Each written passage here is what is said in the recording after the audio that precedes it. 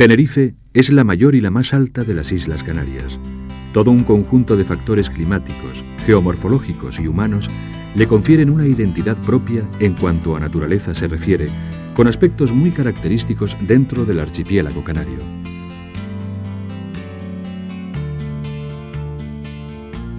Lo mismo sucede con los fondos que esconden sus aguas costeras, y en su extenso perímetro podemos encontrar una gran diversidad de hábitats y comunidades marinas. Nosotros vamos a recorrer sus costas a bordo del Solana II con la intención de mostrarles los aspectos más peculiares que podamos encontrar bajo sus aguas.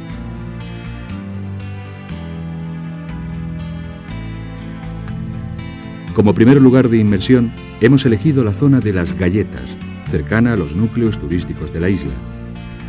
Un pequeño submarino ofrece la posibilidad de visitar los fondos de los alrededores en una breve excursión. Este es uno de los pocos submarinos para pasajeros que hay en el mundo. Puede sumergirse hasta 100 metros de profundidad, pero no suele pasar de 30. Sabemos que los peces aquí están acostumbrados a la presencia del submarino, así que hemos acordado un encuentro con él en las cercanías de un barco hundido. Queremos ver y filmar especies que en otras circunstancias rehúyen la presencia humana.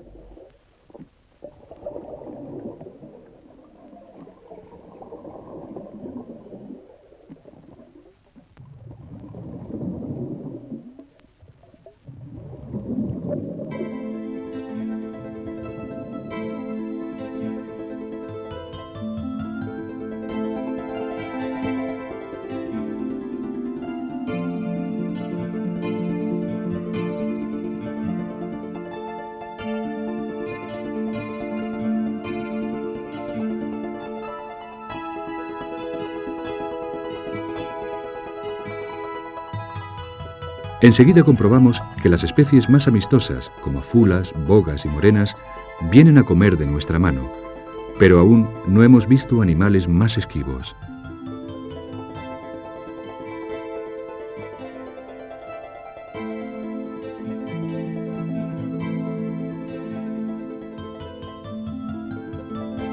De pronto, aparece un águila de mar.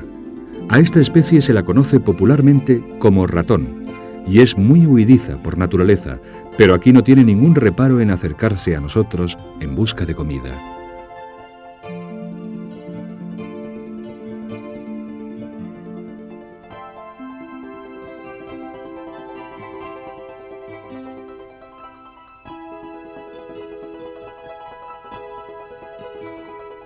Podemos observar la concentración de vida que hay en esta zona. Desde que el submarino está en funcionamiento, se ha alimentado a los peces con caballas para atraerlos y hacer así la excursión más espectacular. El hecho de que chuchos amarillos y ratones se acerquen a los buzos para comer de su mano solo es conocido y explotado, además de aquí, en las Islas Caimán, famosas mundialmente por este tipo de inmersiones.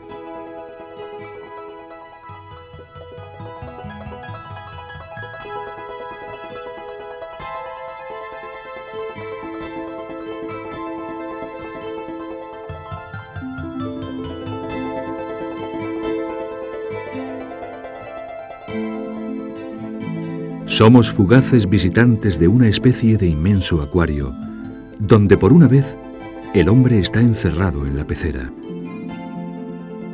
Pero aún nos queda otra sorpresa. Vemos aparecer una tortuga que se dirige directamente hacia nosotros. De alguna manera conoce el horario y no ha querido perderse su ración.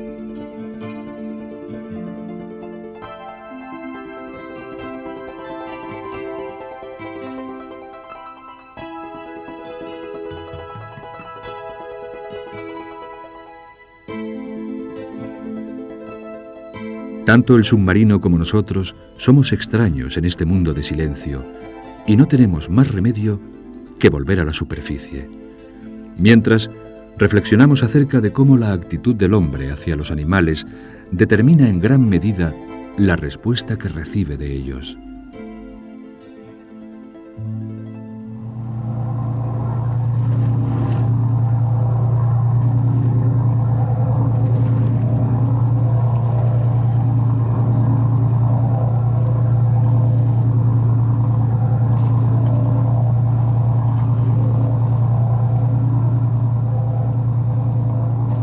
Antonio y José preparan de nuevo la cámara submarina durante nuestro trayecto hacia la costa sur de la isla.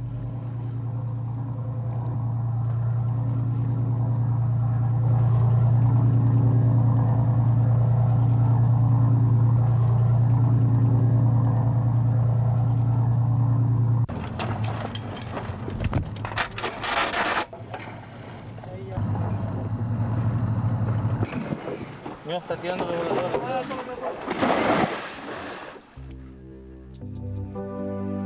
Vamos a bucear en los llamados fondos de transición, donde el fondo rocoso se encuentra con el arenal, formando beriles, cuevas y cornisas. Este es el hábitat característico de varias especies de organismos marinos. Se han adaptado a las posibilidades que ofrece este tipo de sustrato, tanto para alimentarse como para protegerse.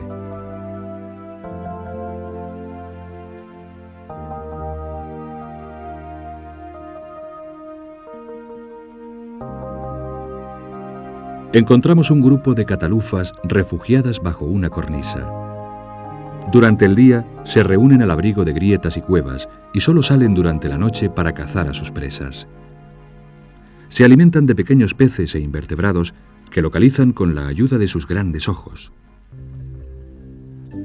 Tienen un color rojo intenso con manchas plateadas que pueden modificar al patrón opuesto, plateado con manchas rojas, cuando se sienten amenazadas.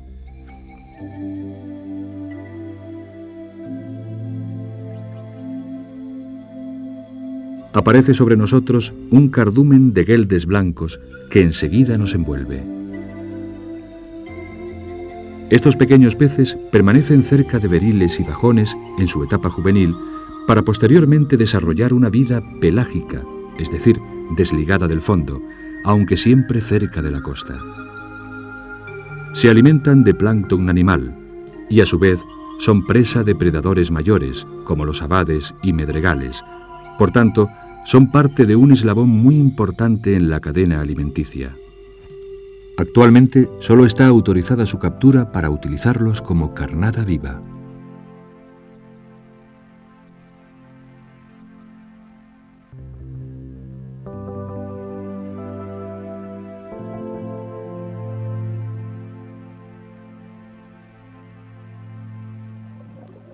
Esta cruz fue depositada aquí en memoria de 4 submarinistas que perdieron la vida en el interior de una cueva cercana. Estas muertes se produjeron en accidentes separados y la causa fue siempre el enturbiamiento del agua producido por sus propias aletas. Esto hizo que agotaran sus reservas de aire sin ser capaces de encontrar la salida. Decidimos entrar algunos metros en la cueva, teniendo un cuidado extremo para no remover el fondo.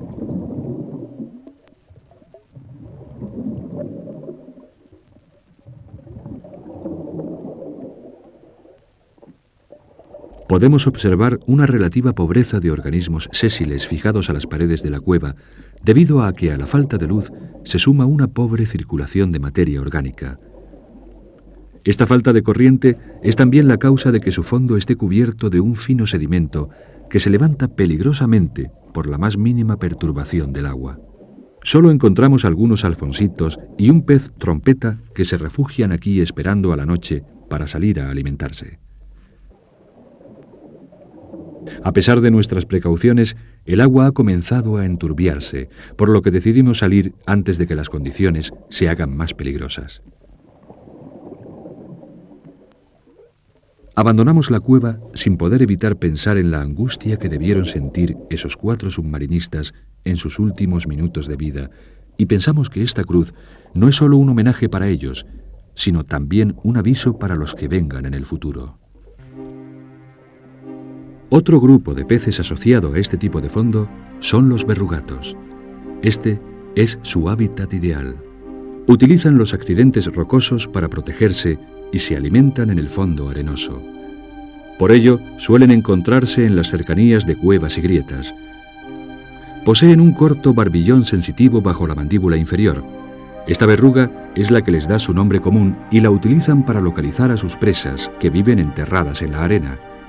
Existen 3 especies diferentes en Canarias y se pueden distinguir por su tamaño y coloración. A esta especie de color bronce se la conoce popularmente como María Francisca. Esta otra es mayor. Tiene el cuerpo cubierto de manchas plateadas y es muy rara en las islas occidentales, observándose frecuentemente en Gran Canaria.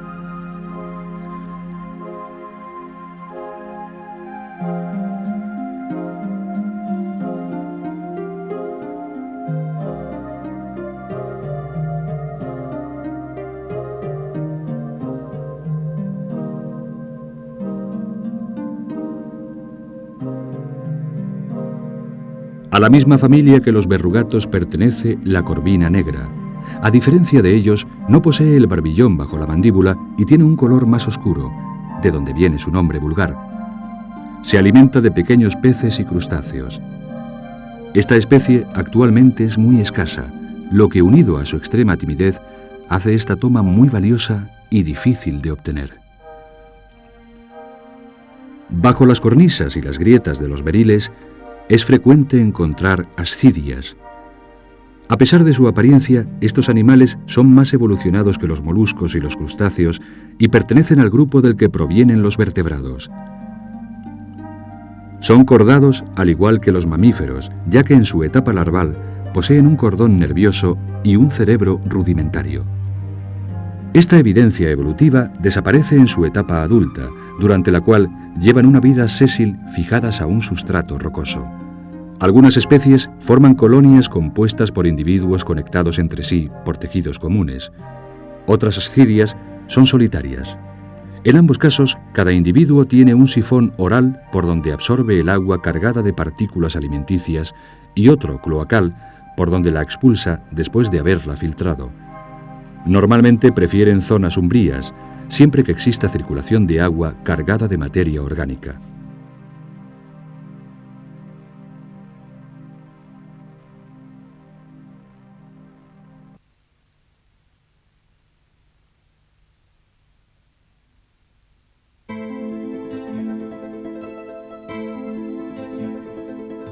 El burrito listado es otra especie frecuente en los fondos rocosos de todas las Islas Canarias. La existencia de burritos en una zona determinada indica a los pescadores la posible presencia de otras especies de mayor interés comercial, como meros y abades. Son gregarios y muy inquietos. Frente al buceador son extremadamente tímidos, por lo que es muy difícil mantenerse cerca de ellos. Durante el día forman grandes agrupaciones de cientos de individuos cerca del fondo, próximos al refugio de grietas y oquedades. Se alimentan de pequeños moluscos y crustáceos que viven en el fondo. De noche, los grupos se disgregan en busca de alimento. Aquí podemos ver un burrito listado intentando pasar desapercibido entre las algas sobre un fondo arenoso. Está parasitado por un piojo marino, adherido a la parte izquierda de su cabeza. Esta especie de crustáceo es un parásito de peces bentónicos, sobre todo viejas y catalufas. Se adhiere al pez por medio de mandíbulas especializadas y se alimenta de sus fluidos, pudiendo llegar a morir en caso de ser parasitado por varios. La vida media de este parásito es de 3 años, por lo que el pez queda libre tras su muerte. A pesar de la repugnancia que puede causar en algunas personas, hay que decir que no tiene ningún efecto negativo en cuanto al consumo humano de estos peces.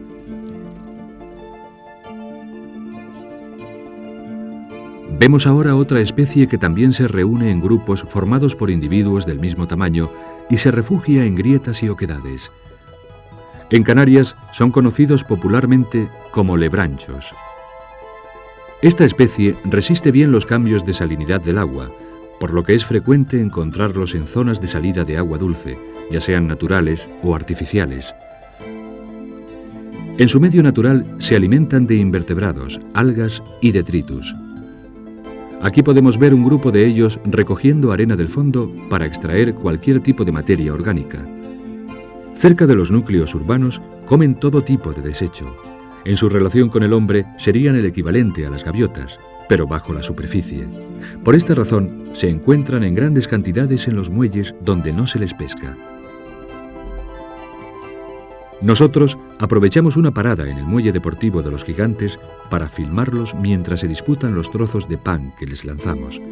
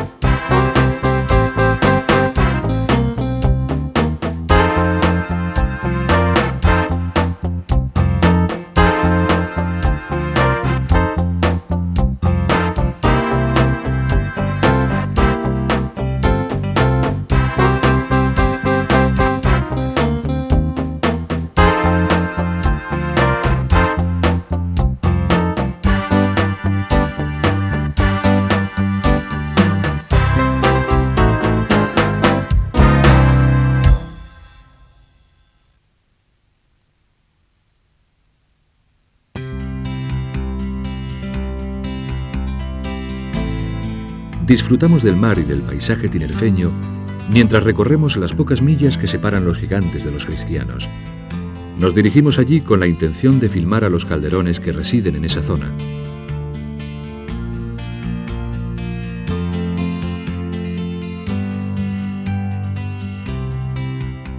Durante el trayecto escuchamos por radio la llamada de socorro de un pequeño velero que ha quedado a la deriva y decidimos dar media vuelta para acudir en su ayuda. Estima que dentro de 30 minutos, media hora, estará a altura. Presto para darle remolque en cambio.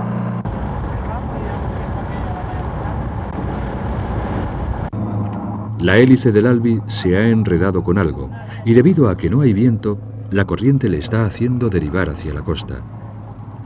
Nos piden que los remolquemos hasta puerto, pero Rafa decide intentar liberar su hélice primero. Si eso te queda botella, venga.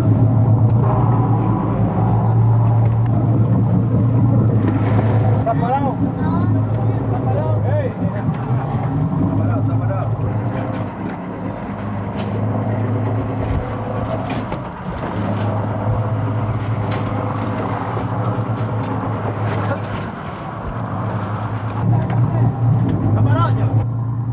Era un trozo de red a la deriva la causante del problema, y una vez solucionado, emprendemos la búsqueda de los calderones.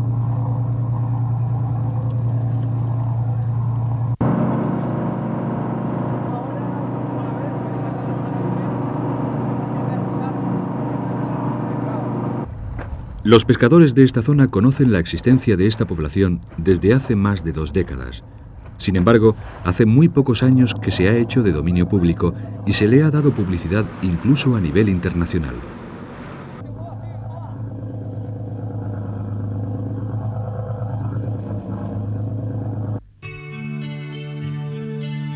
Este área al sur de Tenerife reúne las condiciones ideales para esta especie. Los calderones se instalaron aquí mucho antes de que llegasen los primeros humanos. Son aguas profundas, muy ricas en su alimento favorito, el calamar, y están al resguardo de los vientos alisios, así que pueden descansar en la superficie después de sus profundas inmersiones en busca de comida. Se les conoce también como ballenas piloto, aunque no son verdaderas ballenas. Los calderones tienen dientes y pertenecen a la misma familia que los delfines. Hay censados cerca de 600 animales en esta zona, de los cuales más de 300 son residentes permanentes. Se han visto temporalmente mayores concentraciones de calderones en otras partes del mundo, pero no se ha encontrado ningún sitio donde resida una población tan grande como esta. De ahí su singularidad. Forman pequeños grupos que nadan lentamente en la superficie. Estos grupos están compuestos por una hembra adulta con todos sus hijos y algunas otras hembras jóvenes. Estos mamíferos no tienen muchos enemigos naturales y pueden llegar a vivir más de 70 años. Ocupan el nivel más alto de los predadores y son un clarísimo indicador de la salud general de un ecosistema marino. Recientemente se ha sugerido la creación de un santuario marino en las Islas Canarias. Es muy probable que sean un hábitat crítico para los cetáceos. Aquí, los calderones no son cazados como aún se sigue haciendo en algunas partes del mundo, pero otra amenaza se cierne sobre ellos. La población se ve afectada por el acoso de numerosas embarcaciones que les persiguen durante sus periodos de descanso. Es urgente regular estas actividades para que sean compatibles con la supervivencia de esta colonia. Esta especie se caracteriza por su comportamiento tranquilo. Sin embargo, en los últimos años se han producido 2 casos de ataques a humanos, uno en Hawái y otro en Florida. Estos hechos son insólitos en los cetáceos y más aún en esta especie, pero deben interpretarse como el resultado del acoso sufrido por estos pacíficos animales durante años.